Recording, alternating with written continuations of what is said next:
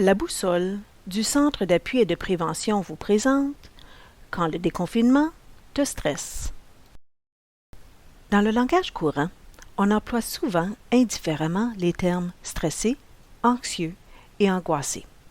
Cependant, ces termes ne sont pas nécessairement interchangeables. L'anxiété et le stress se ressemblent en ce qui concerne les hormones sécrétées par le corps qui poussent la personne à agir face à un événement. Ils diffèrent par contre en ce sens que le stress est une réaction à un stimulus présent, tandis que l'anxiété est une perception ou une projection dans le futur d'un danger potentiel. On ressent tous du stress face aux événements de la vie, surtout lorsque ces événements sont significatifs et apportent des changements majeurs auxquels on doit faire face. Cette émotion est normale et souvent utile, car c'est un signal d'alarme nous indiquant qu'on doit agir face à une situation qui pourrait être dangereuse. Deux éléments qui contribuent à l'anxiété sont notre perception de la situation et notre sentiment de compétence. Plus notre perception est que la situation est dangereuse, si face à celle-ci on se sent peu compétent, on risque de ressentir beaucoup d'anxiété. Si au contraire on se sent très compétent face à cette situation, on risque de se sentir beaucoup plus calme. L'anxiété en soi n'est ni nocive ni dangereuse. Et règle générale, l'anxiété est de courte durée. L'anxiété peut même avoir un effet bénéfique sur le rendement, à condition qu'elle soit d'intensité faible ou modérée. Alors, quand est-ce que l'anxiété devient problématique? Quand elle se transforme en angoisse. En général, on parle d'angoisse quand on parle d'une expérience psychologique ponctuelle, déstabilisante et intense. La personne a un sentiment de perte de contrôle et a l'impression qu'un danger grave est imminent. L'angoisse est en quelque sorte une manifestation sévère et aiguë de l'anxiété. Lors d'une crise d'angoisse, on peut ressentir les symptômes physiques suivants: impression d'étouffement, sensation de serrement ou de boule dans la gorge ou dans la poitrine, palpitations, bouffées de chaleur, tremblements, sueur ou sensation de fourmillement, exemple dans les mains. L'angoisse compromet de façon marquée l'état et le fonctionnement d'une personne. La personne a tendance à éviter à tout prix les facteurs qui déclenchent ces sentiments.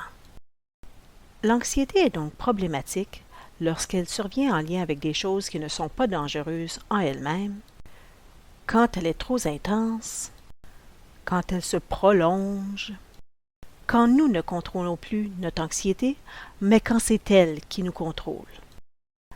Alors vous vous dites probablement que vous connaissez maintenant la différence entre le stress, l'anxiété et l'angoisse, mais vous vous demandez qu'est-ce qu'on fait avec ça maintenant?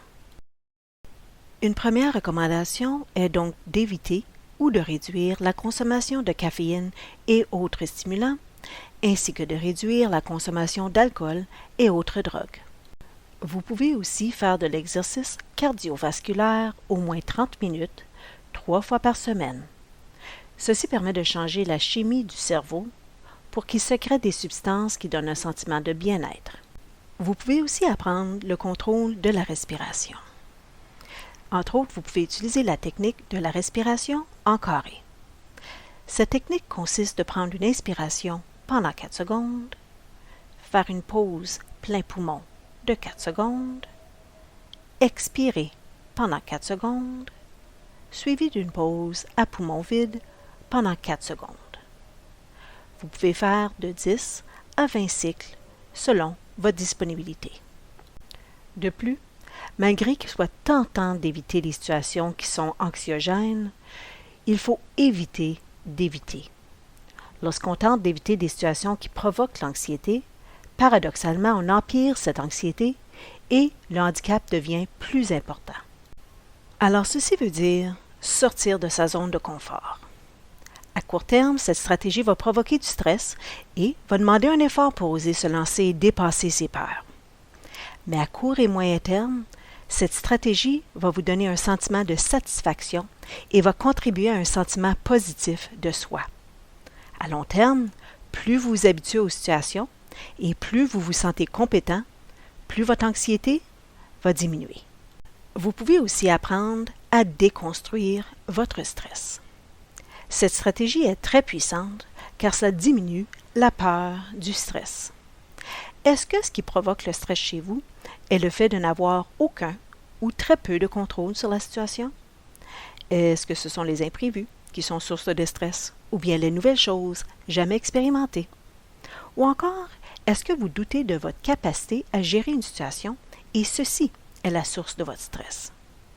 En déconstruisant ainsi votre stress, vous prenez un premier pas vers le contrôler car l'information est source de pouvoir.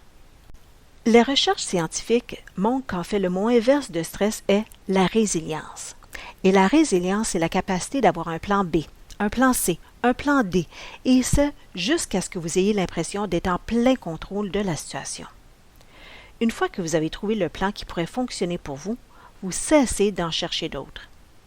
En effet, les recherches montrent qu'un très grand pourcentage de gens ne mettent jamais en action les plans B, C et D qu'ils ont développés.